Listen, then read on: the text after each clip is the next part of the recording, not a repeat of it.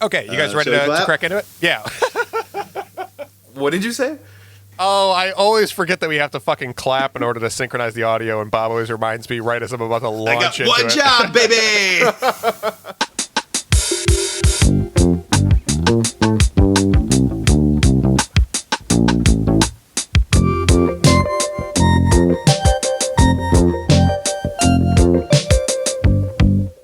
Hey everybody, welcome to Improv FAQ at Length. This is a series of longer conversations where we talk about improv topics that have lots of questions surrounding them. And Mike Maghiar is joining us. Hey, Mike. Yay! Hello. Hey. Good to be here. Yeah, thanks for joining. And so we're going to talk Good about to see you, bud. we're going to talk about the new Netflix special Middleditch and Schwartz, which part of the reason that we wanted to talk to Mike about it is because Mike and I were able to go to see one of those three specials in New York during the taping. And also, though, I think, Mike, you have a really great critical mind for, well, pretty much everything. That's a very nice way of putting it. Yeah. But, yeah, so you're a really great person to talk, like, analysis or play-by-play kind of stuff with. So we'll crack into it, and I guess I'll just kind of intro what Middleditch and Schwartz is, just in case anybody's coming into it cold or not having a background on it. Middleditch and Schwartz just released a three episode Netflix special of improv shows. The improv shows are just Thomas Middleditch and Ben Schwartz as a duo doing long form improv, and Ben Schwartz is from Parks and Rec and The Wire. That's right, The Wire. Is that what his no? Yeah, he was. Wasn't he on? What was he on? The Wire? No, he was on House of Lies. House of Lies. Yeah, of course. Yeah. The Wire. Two was like- completely different shows. He was like 12 years old when The Wire came out. Oh, little Jewish Omar? Look, man, I've never Omar's seen coming. either one of them, so I get them confused. Anyway, that's. Oh, dude, you gotta see The Wire. Oh, you gotta see The Wire. I've heard. But so that's Ben Schwartz, also voice of Sonic the Hedgehog, and then Thomas Middleditch from Silicon Valley, and Or Sopranos. Thomas Middleditch. No. Yeah, from Sopranos. What's it called? Oh, Silicon Valley. Yeah. Silicon Valley. Whichever one's about a startup. Sopranos, the tech company. Okay, moving on. The special, the format of it is that they talk to somebody about an event that somebody in the audience that is either really looking forward to or really dreading an upcoming event in their life. They talk with that person for a few minutes at the top of the show, and then they entirely improvise the rest of it, inspired by that opening conversation. So, first of all, what do you guys think? I honestly loved it. I honestly loved it because as a guy who has recorded so many improv sets, to see one done well, since like TJ and Dave's Trust This Is All Made Up, I haven't seen an improv set, recorded as well as this one. And honestly, I saw them when they were in Detroit, and I just loved their style. I loved the energy, and I just knew it would translate well to streaming, which is really interesting to me. So, like, a great improv set and just, great production. I think they did an excellent job. I really liked the first two episodes. The third one I liked for a different reason. We can get into that later. But, yeah, overall, I really enjoyed it.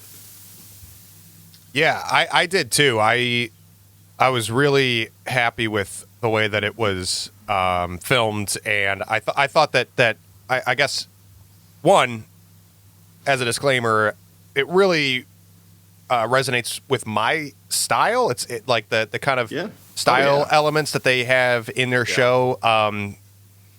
I really enjoy, so I'm kind of a little bit biased stylistically too. But regardless, I think that the way that they filmed it really gave it its best chance of capturing their style for what it is, and in a way that can reach anybody who can be drawn in by it. So I thought that they captured it very, very well. Mike, what'd you think? I loved it. I loved all three of them, and I loved them stylistically because I can't play like that, but that's what I want to play like. Yeah. Yeah. I mean, I've seen them both twice, and I'll probably watch them a couple more times each just to really pick it apart. But it was great. It was filmed in a way that I think like added to the energy, which was really interesting. So they must have spent countless hours in the editing room trying to figure out how to best match that. But it was great. I didn't think anything was lost in translation going to film. I liked the kind of moments. I think every single one of the specials had a little peek behind the moment or behind the curtain kind of moment where if you were a little bit more versed in improv, you got a little bit of fan service from it. But I think if you weren't, it didn't pull you out of it. So I thought it was really. I love them. I love them so much. I love both the guys. I want to marry both of them together. As they sit, you kind of have to. Their chins on your shoulders. Yeah, I think that's a great point. Is that okay? So style aside, as a comedian or improviser, if you're drawn to their style or not, as a general audience, a non-comedian, I agree. I thought that if you're an improviser, you get a little bit of nice nods to inside baseball, but yeah, that's a great point. That I think I felt like this doesn't need to have an improv audience in order to be enjoyed. This is for a general audience. That was really cool. I thought, and I do think that part of that is about the meta style that they had. I think that making it it was just enough to kind of show people that maybe aren't too familiar with improv a little bit of the underhood workings to kind of pique their curiosity and maybe like look into it further without being like, because you can when meta gets out of hand and people are just like walking in the it's like walking in the middle of a show and you're like, I have no idea what's happening. I've never seen improv before. This is very confusing. I don't like it and I'm never coming back. Yeah.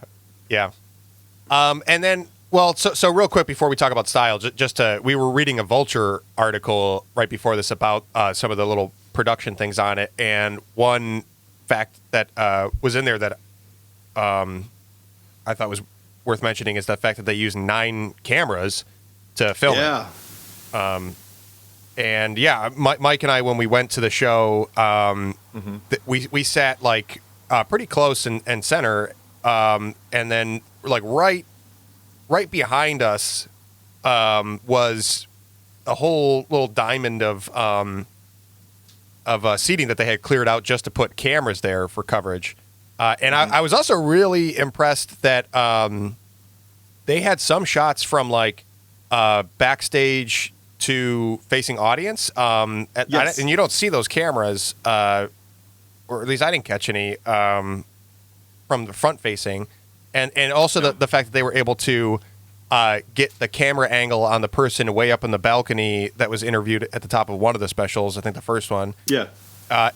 And then also run a shotgun mic up there. They're just like quick work to get coverage on everything, and also keep it pretty invisible despite that. Yeah, I mean, I think going when you and I were watching it, I never felt like it was a TV production. Like once it got started, a producer came out and told us kind of what to expect and what's about to happen. But once they came out and started the show, it was start to finish, no stops, no anything. It was unbroken. So that really, I think, helped the energy a lot. Yeah. Oh, yeah. Hey, and speaking of energy, wow, all 3 sets kind of flew by. I really enjoyed and I don't know, if anybody who's ever done a 2-person or duo set, sometimes trying to keep that energy up for, I think the longest I've ever done is like 30, 35. It's a marathon, man. So, and they go for it, which is incredible. Yeah. They both play very physical. There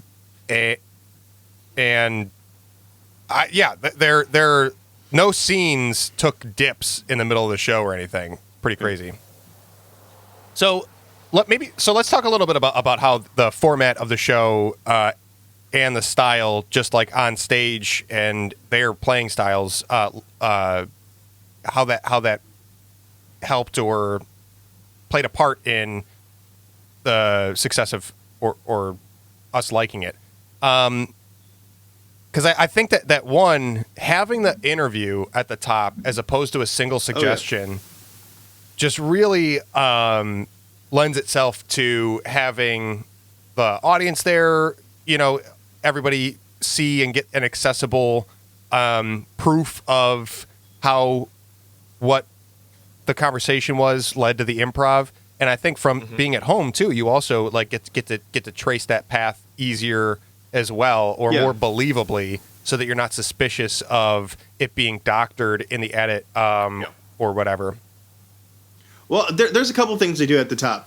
They do the interview, but also after the interview, like, okay, we're going to take it from here. We don't have to, no one else has to put out any more suggestions, which I like. I like that aspect because, we've been there, like, having the drunk aunt who wants to help a set. So that squashed that. That was smart. But, I really like the interview because it does promote discovery. And it's a really easy way because, we all discovered this at the same time when we do a callback. You know, I remember that. Yes. They're using that thing that we're familiar with. And I think that was a great way to kind of hold the audience hand throughout the storyline of their set. And, anytime there was a lull, they can just, remember this fact from the beginning of the set, and boom, we're right back. We're right back to Momentum Land. It was great, Momentum Land. I think it ramps it ramps up the show at the same level for everybody else, right? For the entire audience, because if you're following the interview along, you're getting amped up and ready for what's going to happen at the same time that everybody else is.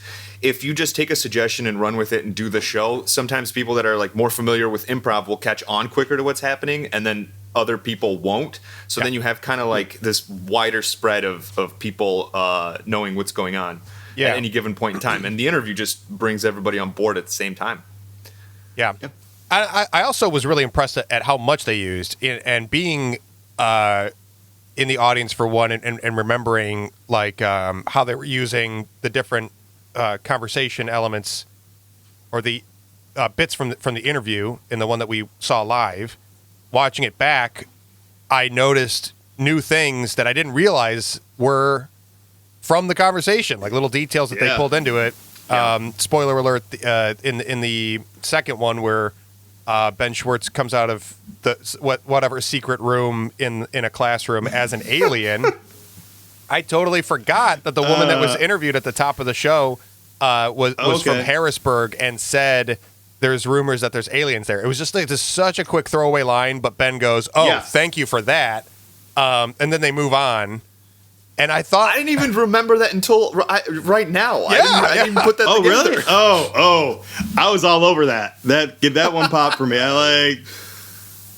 Because it's so deep into the show, though. It's like halfway into the set, and it just feels like such an improv moment in the sense that like they kind of build up anticipation about what's behind a door, and that Ben Schwartz just does something bonkers out of like I don't know what else to do, but the fact that it came from somewhere is like, oh shit, I enjoyed it thinking that it came from nowhere, and I'm impressed to go back and see that it came from somewhere in the conversation. Yeah.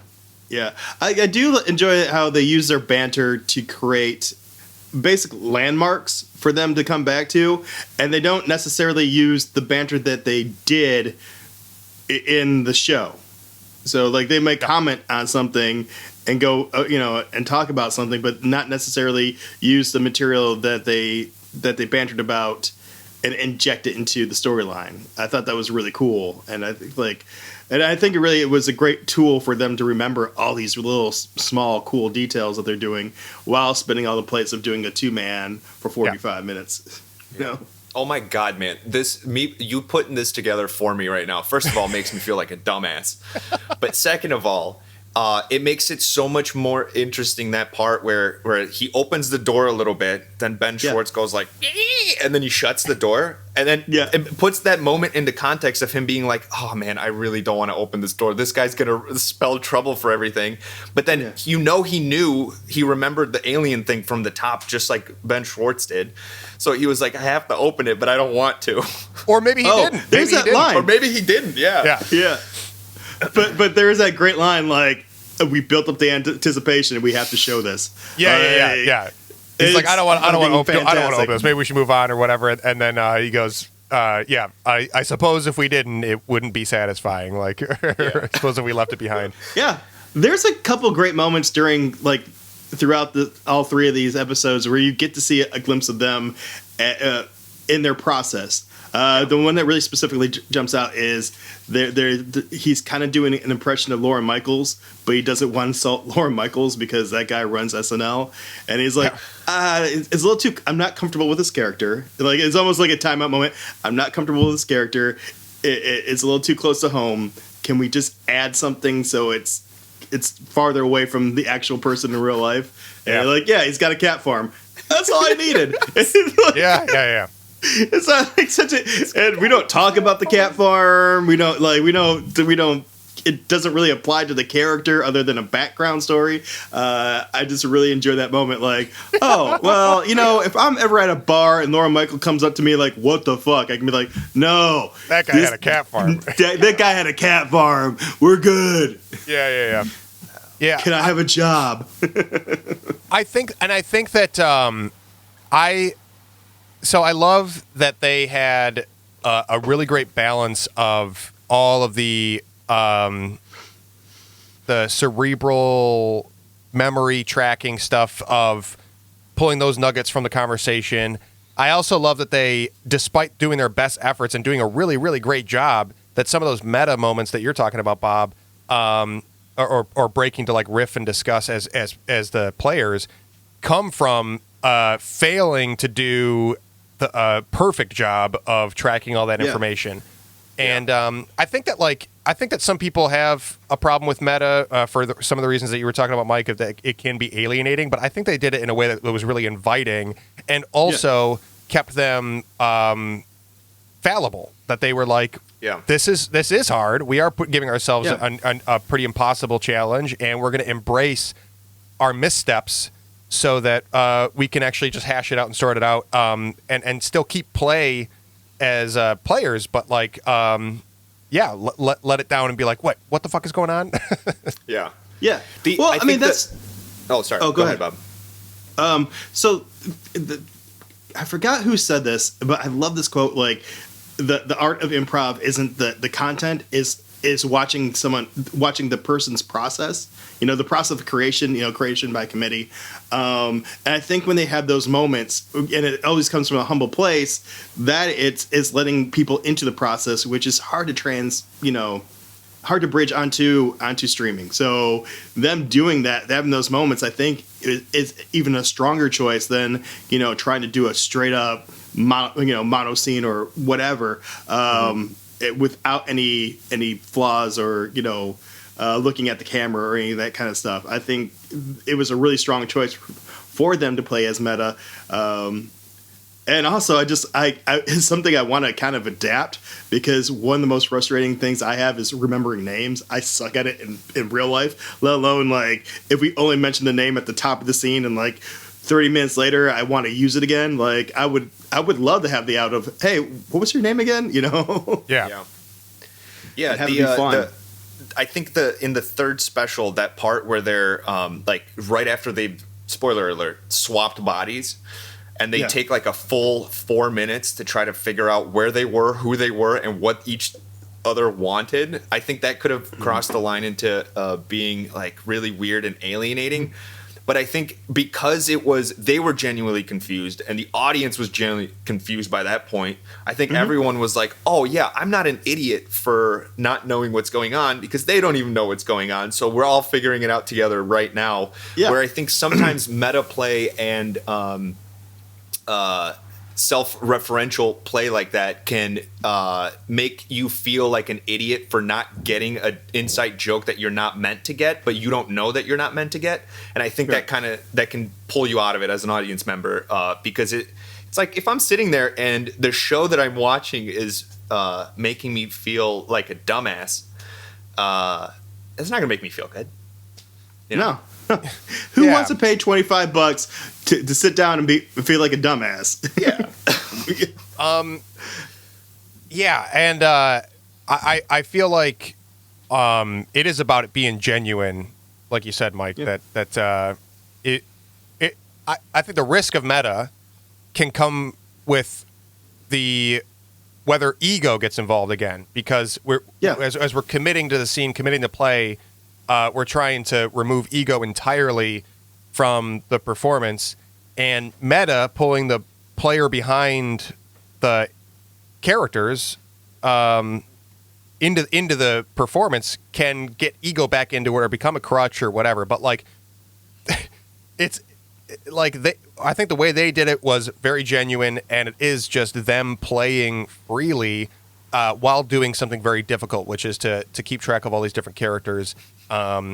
It's very different from like TJ and Dave, who every time that I've seen them do a pretty infallible job of staying committed and not losing track or getting confused. But I think that's their style.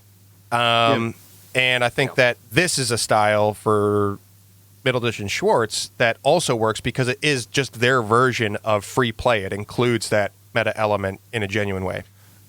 And I'm going to be honest with you, I'm kind of glad the third one was rocky. For as an improviser, just to like, oh man, even these guys have tough days. But also like, you if you ever had like one of those really great sets and you go out into the lobby and someone's like, oh, that was definitely you guys, what a great script, like, which is the greatest compliment you can get. For those people who are now stuck at home, who've never seen an improv set in their life, I think they would enjoy it. But like when they get to the third one, wow, this doesn't feel like anybody would ever write this. So it gets them like, like why would you write this? It's so rough, Yeah. But it's so fucking entertaining because, like you said, they come when they do break the fourth wall. It comes from a place of being humble, and it's genuine. I kind of attribute it to the same kind of feeling you get when you see someone break, but like an honest break. I love it when people break. I'm a soft touch, so like I'm kindred spirits with those kind of people. But I also seen like the Jimmy Fallons who kind of forced the break, and it's not as satisfying because like, oh, you're just trying to sell the joke. You're not having a good moment.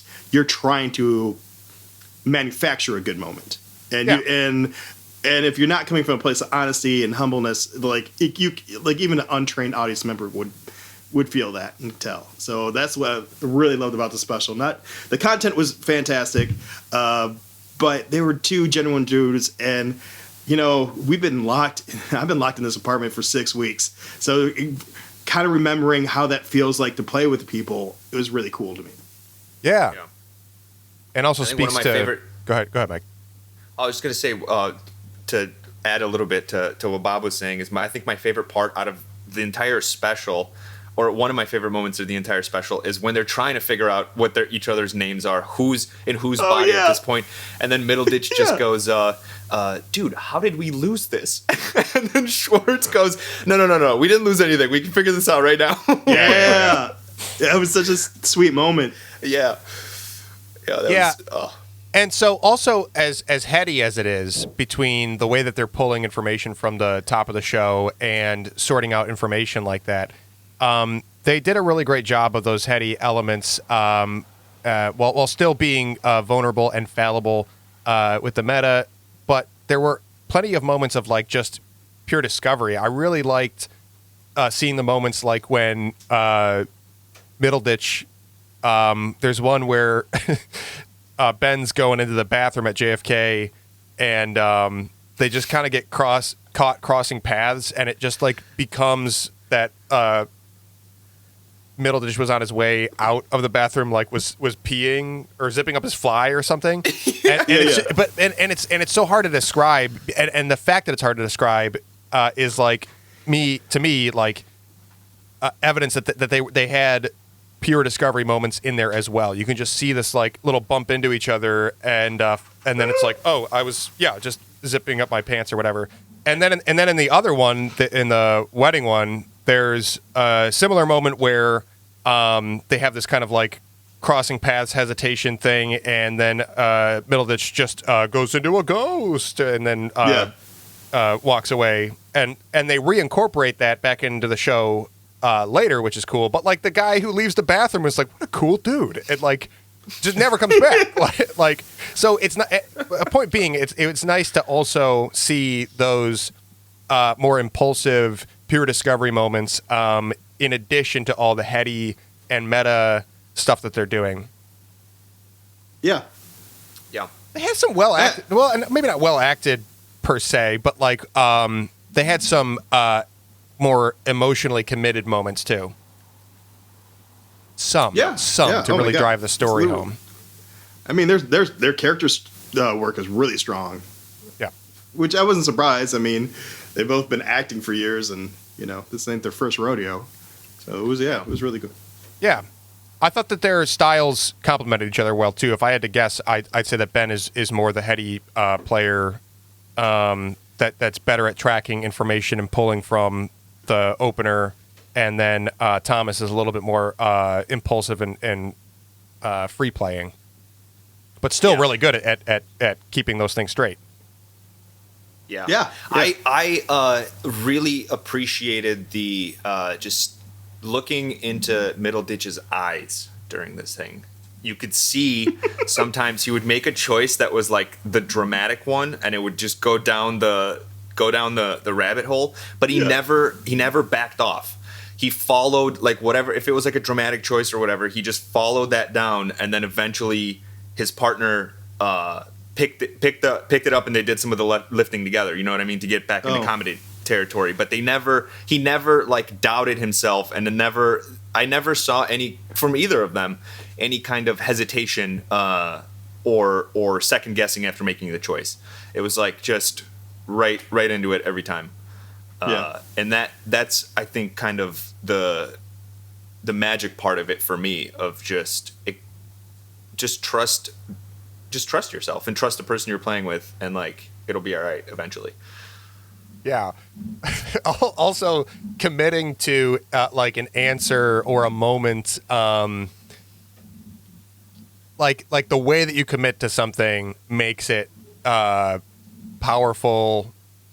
Not the content of the answer. I'm thinking of the moment where they answer the question of like what happens when the contract is digital, and the alien gives the answer and goes, then you have to sign digitally, and then does a big evil laugh, and it's like, that's such a dumb answer, but the fact that he sold it in such like an evil, maniacal way, makes it matter to the story that that's the answer.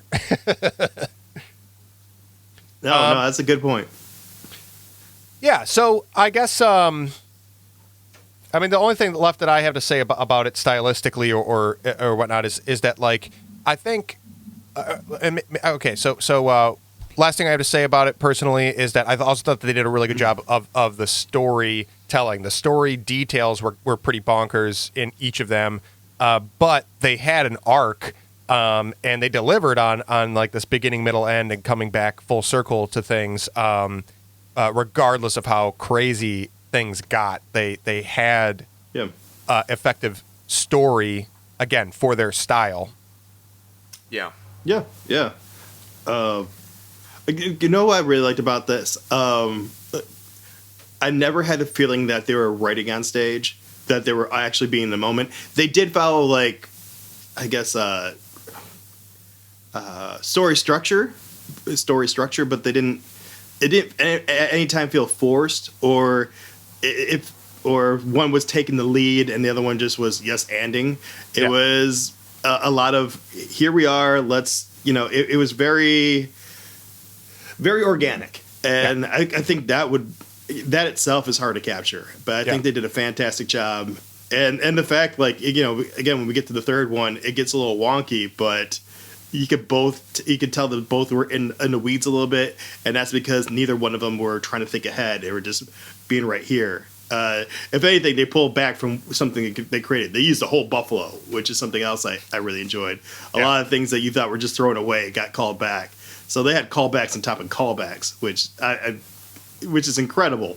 Especially, again, they're doing a duo set, so, God, you got so many other things on your mind. Plus just the nerves of, like, this is our improv special, and if we fail here, someone else may never get another improv special on Netflix again. So that's incredible to me. Yeah. So let's talk about that. This, I think, is going to be successful. I think that there's going to be some people that have criticism on it for its meta elements and not being as high integrity as TJ and Dave. But what are the positive consequences of this special being successful? Like, what would you guys hope to see now that this is out there? Well, I think I would love to see. Oh, go ahead. Oh, no, you go. Mike, you're the No, guest. you're good. I go. You go. I would love to see more of them, and because they show that it was possible to do and to do well, and their style is their own. But there's other people out there that are just as capable with different styles. So then you get to see all kinds of varieties of it, and with different elements and different interpretations of what it is, all done at a high level. And I think that for people that have been doing it for a while, for people that are just starting, I think that just makes the community and the art form stronger and gives it like a more secure footing from where to evolve next. Yeah. And, go ahead, Bob. Just to add on, I completely agree with Mike. It'd be great to see duo or sets that we wouldn't usually get to see because we don't have the luxury of being able to go to every theater on the planet. Another byproduct I'm really going to enjoy is not using whose line is it anyways to describe my art. Because that's not what I do. I sometimes do short form, but that's not exactly what I do. So now that there is a Netflix special that people are familiar with, I can point to that. Holy shit. I think that's going to be fun. That's huge. That's such a small thing, but it's such a helpful fucking thing to be able to to just shorthand it and be like Middleditch Schwartz, and they'd be like, "Oh, cool, yeah." You familiar with Middleditch Schwartz? Yeah. That's wow. I didn't even think about that. That you have an easy reference point to just explain it in the first place. That's great. Hell yeah. Yeah. So people are coming up to you and be like, "Oh, like whose line?" And you're like, "Well, kind of, sort of." Have you seen on Trust Saturdays? Yeah. Here's how it's different. Do you got 20 minutes? Yeah. I think it's interesting. One of the things that's interesting to me is that, like, one, do you need 9 cameras? If the answer is yes, it's, probably still going to be like a slow, I don't know if it's going to just open the floodgates. From the sounds of it in the article we were reading, Netflix was interested in doing an improv special and finding an effective way to do it. So maybe they're looking to try out more and more. But that kind of coverage and setup, I'm sure, is a lot of production. Well, I it hope might that take. Oh, sorry. It might take 9 cameras now. But kind of like when people started recording music at home, it used to take all this equipment to like a 4-track player with all these tapes and everything. But technology will catch up. If there becomes a demand for this kind of entertainment, it'll become easier to make. There will be a rock band version of recording improv, hopefully soon. Yeah.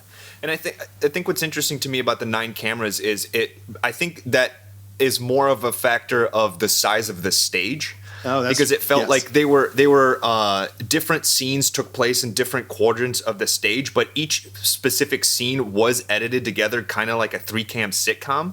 Yeah. So I think they basically you would have like different portions of the scene probably covered by up to three or 4 cameras. So that's probably why the number was so high. But I did notice while watching it, I was like, this is shot and edited. Each scene is shot and edited like it would be a sitcom with a laugh track filmed in front of a live audience. Yeah. Yeah. And I would guess that like a stand-up special probably doesn't have that many less cameras, right? Maybe because I'm trying to think of like probably not recent specials that I've seen, and they do that like backstage or like sideline view, and they got like close and wide shots of stuff, and so I'm sure that there's a fair amount of cameras going on in the traditional setup of a stand-up special.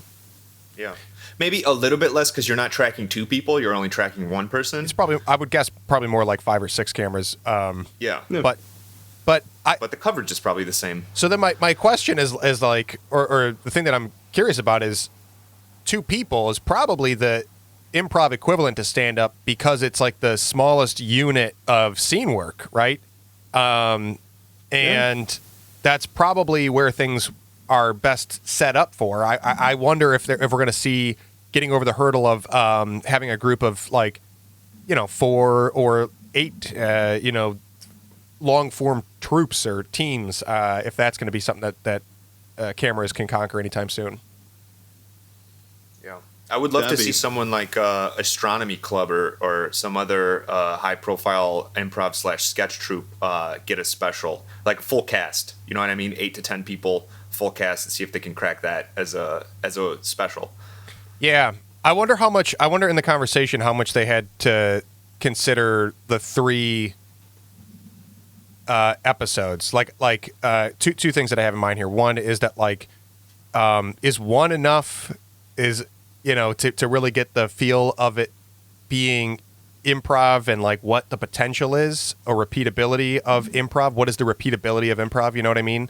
To see for an audience to see that it's entirely different each time based on the where it starts. I think. Oh, I'm sorry. Go. Just the second thing is that you have like showcases of stand-ups, like a lineup. You could probably do something like Two Dope Queens, where you kind of have a host. Like if Middleditch and Schwartz were producing or hosting a showcase of teams, and so you get a variety, but you get a wider feature of playing styles and people involved. I think you can get there. I think this is a good place to start. I think 3 was the correct number. Again, I love that the third one was a little wonky, just to prove to the audience, like, hey, this is all made up. But yeah, I think we can get to that point. I think as we get more people in the group, having the bigger theater would be almost make it easier, just because there's more room on stage compared to like if we were going to film it in a black box. I think we'd have to keep the numbers down just for room for the guy with the camera in the background, if necessarily. Right. Because also, I think you mentioned it before, like it was great that we couldn't see the cameras even when we're watching from the audience. But I could imagine like having like a third person on stage walking around with me. Like that would be distracting. So reality TV style. Yeah, you'll get used to it. You'll get used to it. You'll forget they're there. Yeah. No, I won't. You know what? That's weird too. Is there were 4 shows in that group? Right. Which one got cut? So, which one got cut and why? Yeah. And I want to see it so bad. Yeah. Do you guys? I wonder if that one. Go ahead, Mike. Oh, go ahead. I was gonna say I wonder if that one was the first one just to dial in the camera, and they always thought we're gonna release 3, but we're gonna shoot 4 just to dial in the coverage. I don't know. Yeah, I wonder that too. Like, because I was trying to think. We saw the Late Night Friday. We saw the last one, right?